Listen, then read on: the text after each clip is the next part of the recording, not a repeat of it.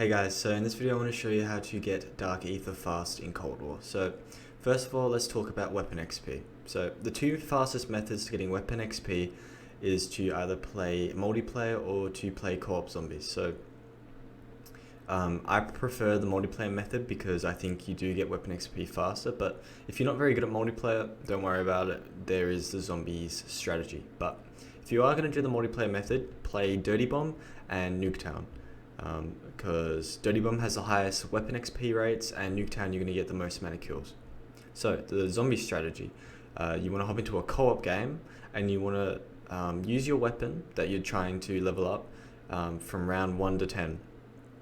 That way you're getting the most XP. Once you get to round 10 you leave. So in zombies the early rounds actually give you more weapon XP and co-op also gives you more weapon XP. So they're the two fastest methods to getting weapon XP. So the reason I say this strategy is because you need to get your gun to level 50, all primary weapons to level 50 to get Gold Viper, and you need to get all secondary weapons to level 30 to get Gold Viper. So leveling up your weapons is important. So now I'm going to get into the strategy. Also at the end of the video, I will have all the classes that I use to get Dark Aether. With every single weapon in the game, at round 3 of zombies, I usually leave and go up to the top of UGHT. And the reason why I do this is because it just speeds up the process a lot. So the zombies spawn in a lot faster on the top of UGHT, or it's called Penthouse in the game, but everyone calls it top of UGHT. So around round 6, at the start of round 6, I leave and I go to pack-a-punch my weapon. And I do this for every single gun.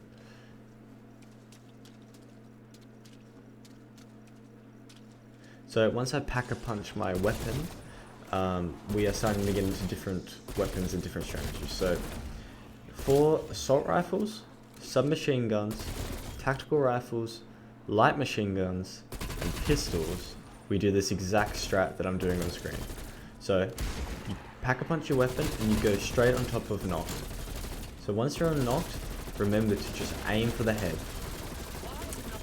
So if you leveled up your weapon to level 40 before starting this game, all you'll need to do is to get 2,500 critical kills and 15 elite kills, because they're the hardest challenges to get. They're going to take the longest out of all the other zombie challenges. You don't need to worry about the other zombie challenges, except for maybe consecutive kills if you struggle with that without being hit.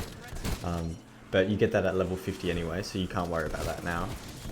So for assault rifles, submachine guns, pistols, shotguns, light machine guns, and tactical rifles, when you use this strategy and camp on top of UGHT, what you want to do is end the game once you have around 1,700 critical kills and 6 to 9 elite zombie kills.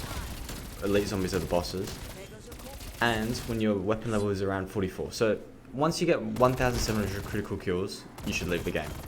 And the reason why you do this is because you want to hop into a co-op game, and in that co-op game, in one short game, you should be able to get the rest of the critical kills, elite zombie kills, and you should get your gun to level 50 in a short manner of time. So that's why you play one solo game using this strategy, and then hop into a co-op game and try and get the remaining weapon XP and elite zombie kills and critical kills. By the way, you can use the strategy that I'm using right now in a co-op game if you have some friends. That will actually be faster. So if you have some friends, get on top of UGHT together. I mean, if they're sealing your kills, it's not going to be faster, but if you know they're not very good, maybe take advantage of that. So once you get to around 22 to around 25 on top of UGHT, with the assault rifles, submachine guns, shotguns, pistols, LMGs, and shotguns. I'll put text down because there's a lot of guns that you use this exact same strategy for. Once you get it to around 23 to 25, you want to start going to the starting room. So the reason you do this is, one, because it's kind of hard to keep killing the zombies on top of knocked, and 2, because if a elite zombie spawns in this first room, you can actually focus on just killing it. And so what I mean by this is, if you kill the elite zombie without killing many zombies and killing it fast during the round, a second one will spawn in. So for a second one to spawn in, it has to be above around 22, and you have to kill the elite zombie fast and without killing many zombies. So I'm going to show you an example right now. It's currently around 33 and a elite zombie just spawned in. So I've just split in half, and I'm about to eliminate one of the splits.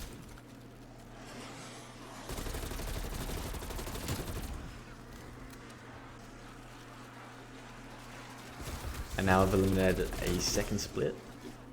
And this is the same round, still round 33, and another boss just spawned in. So that's how you get extra elite kills if you need them. And I would recommend doing that in your first solo game. So remember to leave this door closed. It's one of the first room doors, so that you can put a ring of fire right next to it and you don't have to worry about being hit in the back. So you can just sit here and always aim for the critical kills.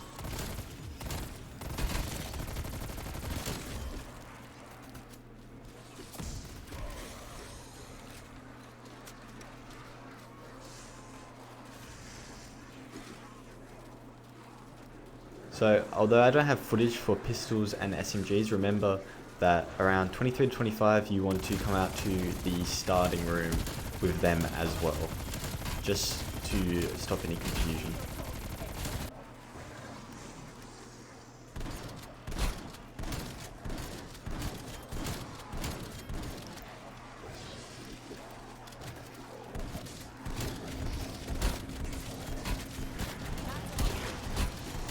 So once you reach 1,600, 1,700 critical kills, you want to leave the game and then get into a co-op game, and you should get the challenge completed in that one co-op game, and it shouldn't take very long. So now onto rocket launchers. So in my first video that I uploaded, that actually went really well. I was expecting it to get a couple hundred views, and so I think it's above 500,000 now, so that's ridiculous. But in the first video I said to knife at the start. I'm going to take that back now. This is updated, and I think you should actually just eliminate the zombies with the RPG because of the weapon XP at lower rounds being a lot higher, so it's just worth it. And so the strategy for RPGs is very simple. It's a bit more complex in my other video, and you guys can check that out if you want, but just for the sake of this video, I don't want it to be too long. The main strategy is to just train in the starting room, leave that door shut that I left shut before in the other strategies, and just run around the zombies and pile them up and then one-shot the base. So now on to snipers. So I do have a updated video on snipers on my channel. So if you want a more detailed look into how to get snipers playing Diamond, I have a video. But for the most part, the snipers really suck.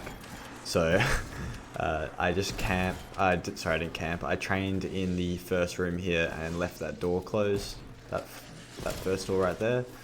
And basically the whole strategy was to try and get as many shots as I could in while I was walking backwards and the zombies were running at me. So now onto the knives.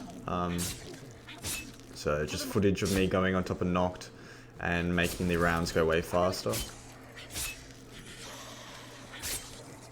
So for every single weapon class, you want to use Ring of Fire, but for the knife, you want to use Shroud Aether. So you can complete the challenge, and you can also kill the elite zombies easier. So same as RPGs and snipers, you just want to train in this first room, and you want to leave the door closed there. So because these weapons, there's not too many strategies for these weapons, snipers, RPGs, and knife.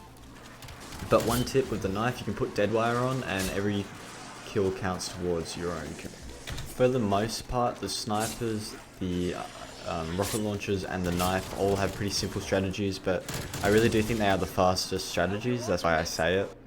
And just to clear up, the M79 I put under the rocket launchers. So use the M79 just like you would use the rocket launchers. Hey guys, so I'm going to wrap it up there. So on my channel I do have other videos on Plague Diamond if you need some more help. If this video didn't help you with some of the weapons, but hopefully it did. So let's just go over the class setup. So I'm going to show you I use all the same attachments on every single gun for every single class. So for example, this is the XM4. I'll use the exact same attachments on the FFAR. That's just how I work, and I think they are the best. So I use some Microflex LED. I won't say them all. I'll just show you. Wait, it's not even showing. Muzzle brake 5.6. You can just read it. So this is for every single assault rifle. Alright, and then we're going to go to submachine guns. Is muzzle brake 9. I'm not sure why it's not showing up there.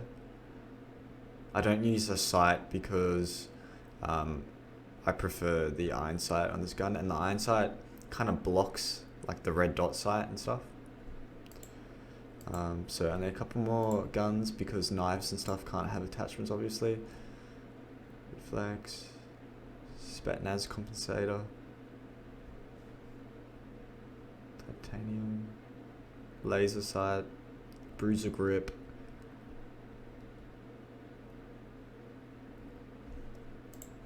and then the stoner. So I use the same attachments for every single light machine gun. I'll go a little bit faster.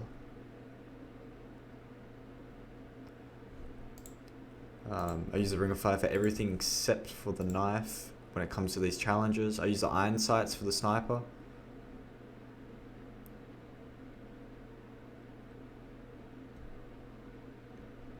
I'm just doing this because a lot of people ask me to show them a class. It's muzzle brake for this one. Hopefully I'm not going too fast. And shotgun's the last one. Duck bill choke, sorry. I use the Ranger for this one. Sorry, sometimes it glitches out and it says I'm using both. I use the Stadnik. I just butchered that word, but the 8 round tube. And then yeah, ring of fire for all these, and then except for the knife. So thank you guys for watching. I hope this video helps you get dark Aether camo, and I appreciate you guys.